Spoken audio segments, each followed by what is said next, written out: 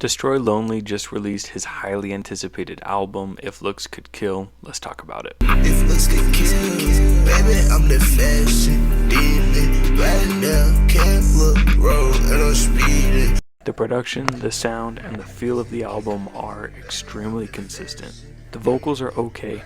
When paired with the production, it makes for like a perfect nighttime drive type of album. But I do have a few critiques. The rapping on the album isn't particularly good. But the main complaint here is that this thing is 26 tracks, an hour and 23 minutes long. I could have watched a movie instead of listening to this album. Because it's so long, at times it feels very repetitive. I think that this album would have really benefited by dropping like 12 to 15 tracks off of this thing. Just making it more concise, only adding the best of the best on the album. I think that would have left a much better taste in my mouth. That's what she said.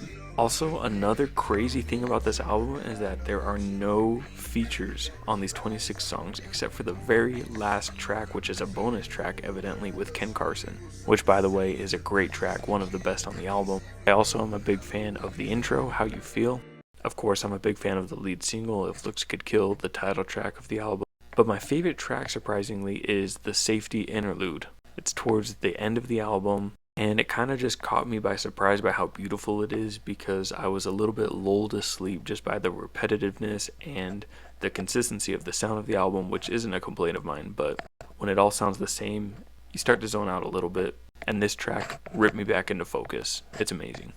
Overall, I think it's a good album, but it is just way too long. Same thing as the Yeet album earlier this year. Why do they keep doing stuff like this? Condense it, make it more concise, and it will be better. But please let me know below in the comments, what do you think about Destroy Lonely's newest album, If Looks Could Kill? And don't forget to follow me for more music related content. And of course, I've added my favorite tracks off the album to my new Music Friday playlist, where I am adding my favorite releases every week.